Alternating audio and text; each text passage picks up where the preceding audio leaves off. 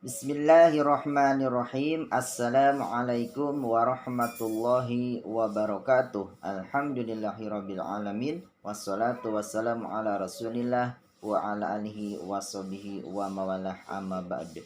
Bagaimana kabarnya anak-anakku yang dirahmati Allah Subhanahu wa taala? Ustaz doakan mudah-mudahan kalian dan keluarga senantiasa berada dalam lindungan Allah Subhanahu wa taala.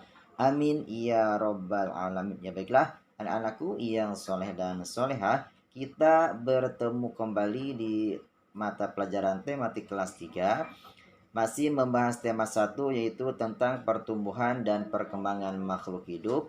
Sekarang kita masuk ke subtema yang keempat, yaitu mengenal pertumbuhan dan perkembangan tumbuhan. Sekarang kita sudah masuk ke pembelajaran 3 dan 4 ya. Namun sebelum kita masuk ke pembelajaran yang lebih jauh, mari kita sama-sama berdoa terlebih dahulu. Allahumma inni as'aluka ilman nafi'an wa rizqan thayyiban wa amalan muttaqabbalan. Amin ya robbal alamin. Ya baiklah, anak-anakku yang soleh dan soleha, ya, telah kita ketahui bersama bahwasanya bunga merupakan bagian dari tumbuhan. Nah, kemudian bunga diperlukan sebagian tumbuhan untuk proses perkembangbiakan. Nah, kita ketahui juga bahwasanya banyak jenis bunga yang berada di sekitar kita. Nah, oleh karena itu, coba sekarang adik-adik perhatikan gambar berikut. Nah, sekarang kita ayo membaca, perhatikan gambar berikut.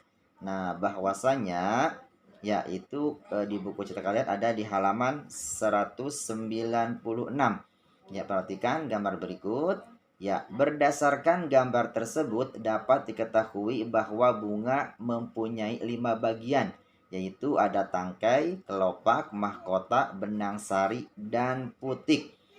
Nah, kemudian bunga yang memiliki kelima bagian tersebut disebut dengan bunga lengkap.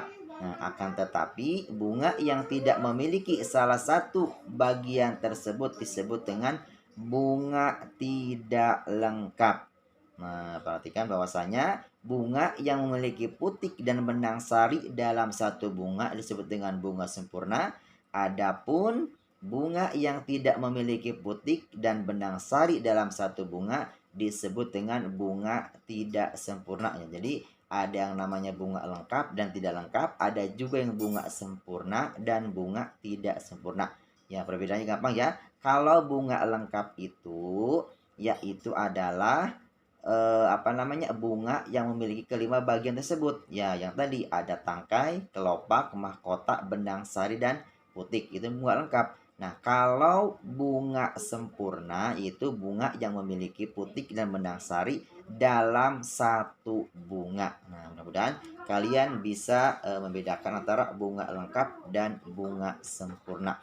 Ya, perkara lagi yang Allah Subhanahu wa taala, ya perlu adik-adik ketahui bahwasanya Indonesia mempunyai bunga kebanggaan dan ini tidak dimiliki oleh negara lain. Nah, dan juga merupakan bunga khas dari negara kita tercinta, yaitu negara Indonesia. Nah, kira-kira bunga apa saja ya? Nah, sekarang misalkan tunjukkan beberapa bunga yang merupakan ciri khas dari negara Indonesia atau bunga kebanggaan Indonesia.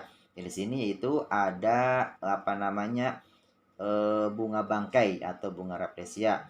Kemudian yang kedua ada juga bunga anggrek. Nah, di sini juga namanya anggrek bulan. Dan yang ketiga ada bunga melati. Nah, itulah beberapa bunga yang merupakan jadi kebanggaan negara Indonesia. Nah, setelah tadi adik-adik mengetahui bagian-bagian bunga, nah sekarang adik-adik bisa membuka di halaman 197. Nah, ada halaman 197. Nah, di situ perintahnya itu ayo menulis. Nah, ayo menulis ya. Kemudian lengkapilah peta pikiran berikut. Nah, sekarang mari kita sama-sama kerjakan ya. Nah, di sini ada nama bagian bunga dan ciri-cirinya. Nah, yang pertama, dari mana dulu nih? Yang pertama itu ada mahkota bunga. Yang pada mahkota bunga. Apa ciri-cirinya? Ya, cirinya menutupi bagian dalam bunga, kemudian bagian permukaannya lembut, dan bentuknya indah dan menawan. Kemudian bagian bunga yang kedua, ya, nama bagian bunga yang kedua itu adalah benang sari. Nah, ciri-cirinya terdapat filamen atau tangkai sari, kemudian terdapat kepala sari dan terdiri dari 4 kotak sari. Kemudian nama bagian bunga yang selanjutnya yaitu ada tangkai bunga. Ya, ciri-ciri tangkai bunga berwarna hijau, kemudian bentuknya besar dan berbentuk seperti batang. Nah, kemudian kita naik ke atas lagi. Nah, di sini ada nama bagian bunga yang namanya putik. Nah, apa sih ciri-cirinya putik? Nah, ciri-cirinya terdapat cairan yang lengket, kemudian terletak di tengah bunga dan mengandung sel-sel telur. Kemudian terakhir, yaitu bagian bunga yang paling bawah pinggir, itu namanya kelopak bunga. Nah, di sini ciri-cirinya bagian terluar dari bunga dan menjadi selimut saat bunga masih kuncup. Nah, itulah nama bagian bunga dan ciri-cirinya. Nah, baiklah. Anakku yang dirahmati Allah Subhanahu wa taala, perhatikan bahwasanya perlu adik-adik ketahui bahwasanya bunga yang berwarna-warni bisa menjadi ide dalam membuat sebuah karya seni. Jadi bagi sebagian orang, bunga yang berwarna-warni bisa menjadi ide untuk membuat sebuah karya seni. Nah, sekarang kira-kira masih ingatkah kalian dalam kerajinan mozaik? Nah, sekarang coba adik-adik perhatikan, usahakan tampilkan beberapa hasil karya seni berikut ini. Nah, perhatikan di sini, usahakan menampilkan beberapa hasil karya seni berikut ini. Nah, perhatikan, ya kita satu persatu lihat. Nah, bagaimana? Bagus dan indah bukan? Nah, yuk kita ucapkan Masya Allah. Ini gambarnya bagus-bagus dan indah. Nah, sekarang pertanyaannya, apakah di antara kalian atau adik-adik ada yang sudah bisa membuat karya seni seperti mozaik di atas? Nah, silakan berlatih ya. Kalian bisa membuat rumah-rumahan atau dari bentuk bunga atau dan sebagainya, atau pohon dan sebagainya ya. Nah, mudah-mudahan kalian bisa mempraktekannya. Ya, baiklah anakku yang dirahmati Allah Subhanahu wa taala, pada pertemuan sebelumnya kita sudah mempelajari pembagian bilangan 1 dan 2 angka. Nah, sekarang pada pertemuan kali ini kita akan mempelajari pembagian 3 angka dengan 1 angka. Nah, pembagian 3 angka dengan 1 angka. Kalian bisa membukanya ada di halaman 200. Nah, sekarang perhatikan contoh soal berikut. Ya, keluarga Ahmad sedang panen buah mangga. Ahmad akan membagi 144 buah mangga kepada teman-temannya. Jika tiap orang memperoleh 6 buah mangga, berapa teman Ahmad yang memperoleh buah mangga? Nah, kemudian banyak teman Ahmad yang memperoleh buah mangga adalah 144 dibagi 6. Untuk menyelesaikan pembagian tersebut, gunakan cara bersusun. Nah, sekarang kita akan kerjakan sama-sama ya.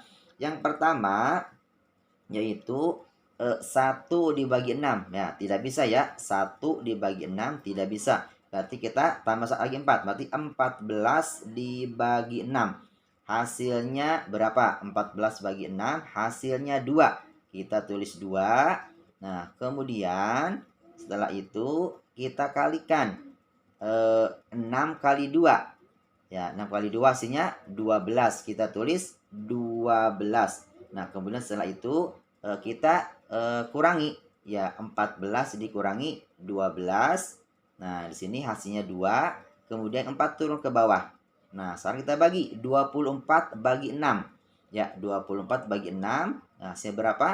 24 bagi 6 itu hasilnya 4. Coba kita kalikan 6 kali 4 hasilnya 24. Nah, tulis 24. Kemudian kita kurangi 24 dikurangi 24 hasilnya 0. Ya, berarti 144 dibagi 6 adalah 24. Jadi, banyak teman Ahmad yang peroleh buah mangga ada 24 orang. Ya, bagaimana, mudah bukan? Nah, insya Allah mudah ya. Alhamdulillah, insya Allah kalian bisa memahaminya dan bisa mengerjakan soal yang lainnya. Nah, kalau kalian sudah paham dan mudah, sekarang coba adik-adik buka di halaman 201. Nah, perhatikan di sini ada ayo berlatih. Nah, perintahnya ya silakan adik-adik kerjakan nomor 1 sampai 5 saja. Tapi dengan menggunakan rumus pembagian bersusun seperti contoh tadi yang Ustadz terangkan tadi ya. Ulang lagi ya. Kerjakan nomor 1 sampai 5 saja. Tapi dengan menggunakan rumus pembagian bersusun. Nah, selamat mengerjakan. Ya baiklah.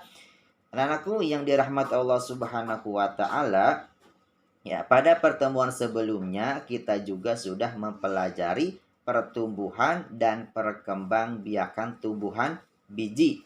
Nah, pada pertemuan kali ini, perhatikan kita juga akan mempelajari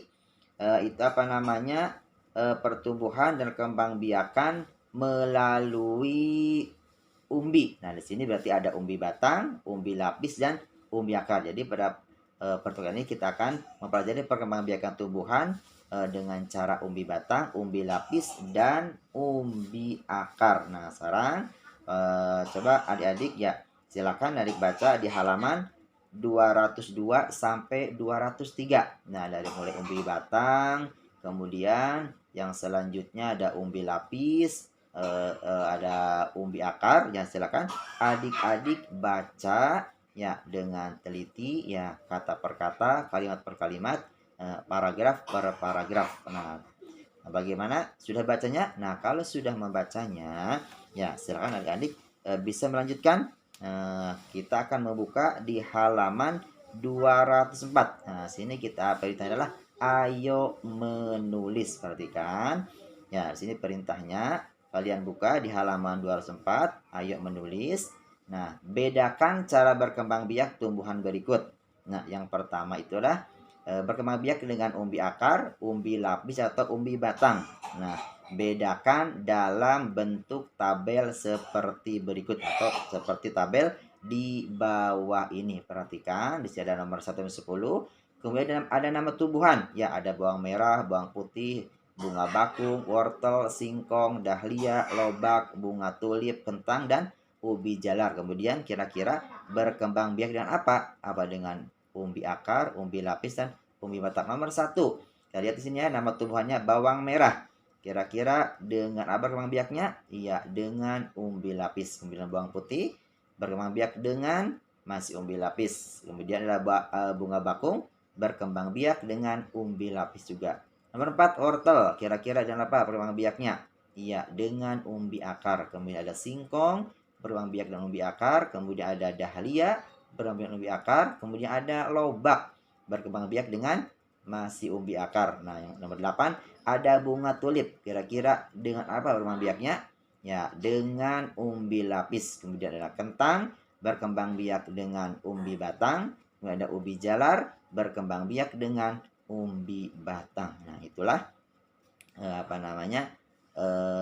perbedaan, yaitu adalah perkembang biakan dengan umbi akar, umbi lapis dan umbi batang. Nah, silakan kalian kerjakan di buku cetak kalian dari halaman 204. Ya, baiklah anakku yang dirahmati Allah Subhanahu wa taala, ya perlu adik-adik ketahui juga ya di sini bahwasanya umbi-umbian adalah makanan yang sangat digemari oleh sebagian besar penduduk Indonesia. Umbi-umbian dapat diolah menjadi berbagai makanan, ya bahkan ada yang menjadi salah satu jenis umbi-umbian sebagai makanan pokok. Nah, kemudian sebagian negara yang memiliki tanah subur, umbi-umbian sangat mudah ditemukan di Indonesia. Hal itu juga menyebabkan adanya keragaman makanan dari umbi-umbian di Indonesia. Keragaman itu menjadikan Indonesia sebagai negara yang kaya akan budaya. Akan tetapi dengan semangat Bhinneka Tunggal Ika, perbedaan itu dapat menjadi tali persatuan. Nah, umbi apakah yang biasa diolah menjadi makanan? Nah, kira-kira tahu nggak kalian? Kemudian, dapatkah kalian menyebutkan makanan yang dibuat dari bahan umbi? Nah, sekarang Ustadz akan memberikan beberapa contoh. Ya, perhatikan beberapa contoh makanan yang terbuat dari umbi. Nah, di sini contoh makanan yang terbuat dari umbi adalah keripik singkong dan getuk linri. Di sini perhatikan ada gambar keripik singkong dan getuk linri. Nah, bagaimana? Apa kalian suka dengan makanan di atas? Ya, makanan tradisional ya. Itu getuk linri dan keripik singkong. Nah, apakah masih ada makanan lain yang bahannya dari umbi?